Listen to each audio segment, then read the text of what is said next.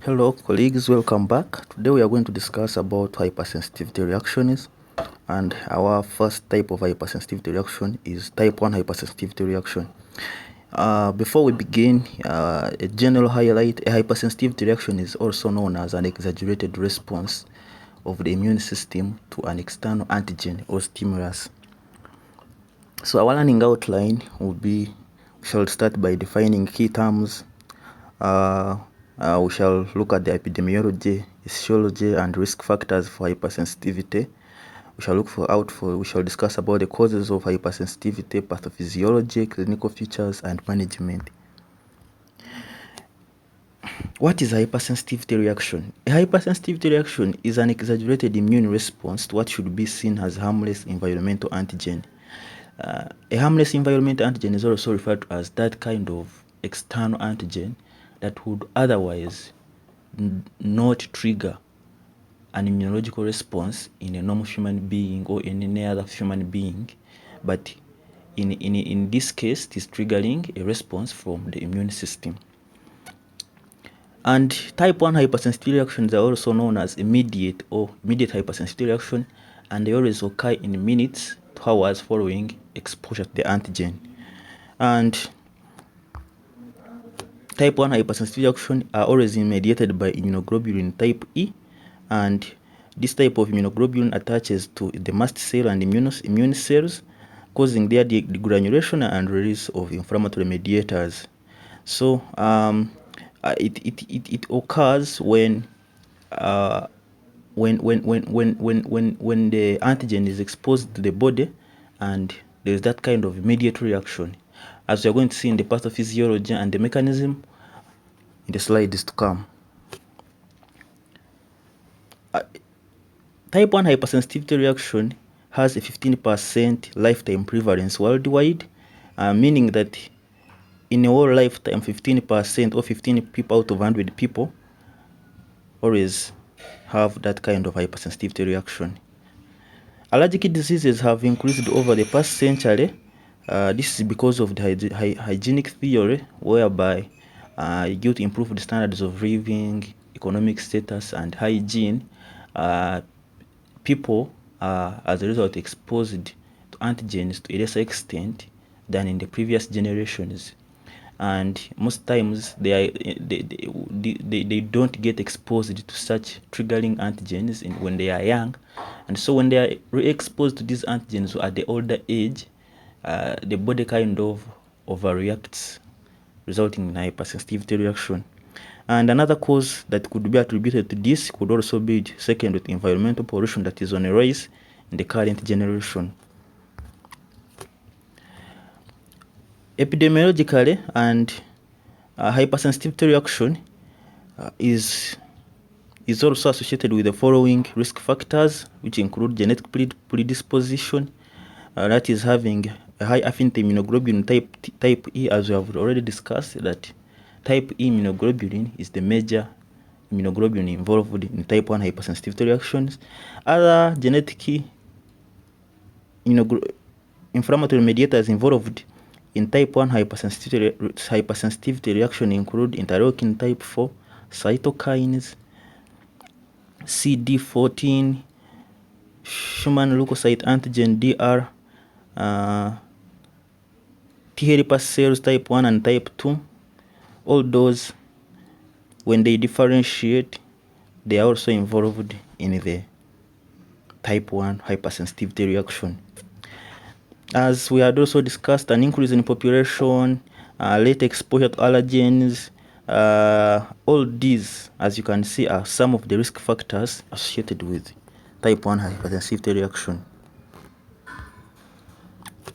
Common causes of type 1 hypersensitivity reaction include exposure to drugs, and this is the most leading cause of hypersensitivity reaction, and it is also the most leading cause of death, secondary to allergies or to hypersensitivity reactions. And the common drugs involved include penicillins, cephalosporins, muscle relaxants, and anesthetics. Another cause of hypersensitivity reaction include exposure to certain types of food, such as nuts, shellfish, eggs, soya, wheat, cow's milk. All these can result in a hypersensitivity reaction. In addition to the above, the common other causes include insect bites introducing the venom such as bee and wasp venom. We also have environmental allergens which include dust mites, animal ganga, pollen grass, and latex. Type 1 hypersensitivity is always divided into two major stages, that is the sensitization stage and the reaction stage. And pathophysiologically, we are going to discuss what occurs in each of the stages, and in order for us to fully understand what is type 1 hypersensitivity reaction. In the sensitization stage, it is always asymptomatic, and it is always the first point of exposure of the body to that type of allergen or antigen. And this allergen or the antigen is recognized by the antigen presenting cells, and these antigen presenting cells present that specific antigen to naive T cells. On exposure, the naive T cells differentiate into T helper cells type 2. Then the T helper cells type 2, after being formed, they release interleukins, and this is commonly interleukin type 4, type 5, and type 13. And when these interleukins are released, they cause a switch in B cells to increase production of immunoglobulin type E antibodies. And when the immunoglobulin type E antibodies are increased in saturation, they tend to bind to mast cells and basophils. And when they bind to basophils, that marks the end of this first phase. So they keep there alert, awaiting for any other re-exposure, and they're always alert. So when it happens and you again exposed to that specific or previous antigen for the second time, the mast cells and basophils, which already contain or which are already bound to the immunoglobulin type E, they degranulate. Why? Because when this immunoglobulin is exposed to the antigen for the second time, it triggers the granulation of mast cells and basophils, and this always occurs in minutes following exposure to that antigen. And most times the effects are always local or widespread, and in the widespread effect can also be systemic, and it is also known as the anaphylactic shock. So when these mast cells and the basophils degranulate following stimulation by the immunoglobulin type E, there is various mediators, and these include histamine, which causes vasodilation, bronchial muscle contraction, increased mucus secretion, and increased vessel permeability. Another mediator that is released by these basophils and mast cells on degranulation is prostaglandin, and this causes pulmonary smooth muscle contraction and platelet aggregation. Another one is platelet activating factor, and this one causes platelet aggregation and vasodilation. So, more so, on degranulation, the basophil and mast cell produce leukotrienes, which also cause bronchial smooth muscle contraction, increased muscle secretion, and increased vessel permeability. This effect is almost the same as that of histamine. So, on release of all these mediators and exertion of their effects onto the systemic function of the body, it results in presentation of different types of clinical features, and that always occurs within immediate exposure. Like it occurs from minutes to hours following exposure to the antigen. There is also a late phase reaction, and this late phase reaction occurs for 12 hours later, peaking at 6 to 9 hours, and is always characterized by invasion or migration of eosinophils and other leukocytes to the site that has been contaminated by the allergen. That is the late phase or the end stage of this reaction. So following release of those mediators we discussed, the histamine, the platelet aggregating factor, leukotrienes, among others, various clinical features are presented due to the effects of those mediators, and they include rashes and blisters on the skin that has been exposed to the antigen, increased eye and nasal secretion, itching and sneezing in case the exposure is used to the nasopharyngeal airway or the eyes, or even the oropharyngeal airway. You may have mucosal edema, for example, common in food allergies. You can also have bronchospasm and wheezing, which is also known as bronchial asthma when you're exposed. And you can also have abdominal pain, diarrhea. All these are secondary to food allergies. It should be also noted that, as you've seen from the clinical features, the commonly known condition, asthma, is also under type 1 hypersensitivity reaction.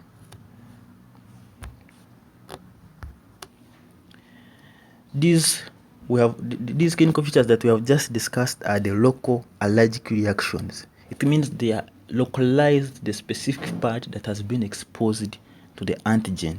However, as we have discussed, these effects may also be widespread and cause systemic effects, and it is this type, the type of reaction that results from exaggerated systemic effects secondary to exposure to an allergen is also known as anaphylaxis reaction.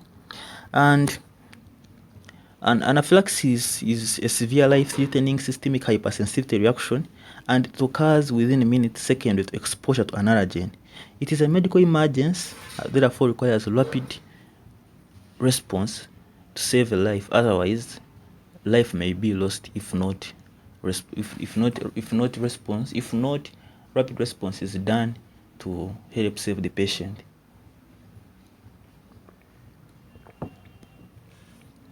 It occurs in 2 phases in most cases, and it has also rapid onset, as we have seen in other type 1 hypersensitivity reactions. And most times the patient presents with clinical features initially, which later resolve, but then can again come back after 1 to 3 hours following the primary presentation of symptoms, and as well it is also known as biphasic presentation of symptoms, meaning that a patient with an anaphylaxis reaction may have symptoms which later resolve, and if you're not careful to keep following up and evaluating this patient, actually the patient may worsen following this resolution. Maybe in 1 to 3 hours time, the patient condition may worsen, and this may need again to do further evaluation and management. So you need to be very, very careful when you're having and managing a patient with anaphylaxis. The mechanism behind, or the pathophysiology behind anaphylaxis, is large quantities of inflammatory mediators are released, as you've seen, the histamine, the interleukin, the platelet aggregating factors are released in large quantities second exposure to an allergen. The pathophysiology is basically similar to that one of type 1 hypersensitivity reaction, but this one is an exaggerated type 1 hypersensitivity reaction. It's where the whole body systems are involved and can result in multi-system organ failure. And following release of large quantities of inflammatory mediators, rapid systemic vasodilation and vascular permeability, hypotension, and extensive tissue edema, pleural effusion, constriction of airways, shortness of breath, lethal suffocation, severe collapse, and loss of consciousness. All those happen following excessive or release of large quantities of inflammatory mediators. I've seen all these are effects of specific inflammatory mediators, but when they are released in large quantities, the effects can be spread in the whole body systems, and they might have multi-systemic effects, which result in multi-systemic failures. And as we are going to discuss, management is highlighted, as you can see in the slides, but we have another presentation that discusses fully in detail full management of anaphylactic shock. I hope you look out for it and find out more. But one of the key management principles is for type 1 hypersensitivity reaction is to avoid exposure to triggering allergen. especially those reactions that occur in a localized site. You remove the triggering allergen, or you avoid its exposure to it for the patient. And then in case patients are having allergic reactions to drugs, specific foods, they should always have that tag, or they should be always have that kind of mode of communication that tells people around them that they are allergic to specific substances, such that the risks of exposure and allergic triggers exposure can be minimized. Therapeutically, type 1 hypersensitivity reactions can be managed by administration of antihistamines, especially the H1 blockers. It can also be managed by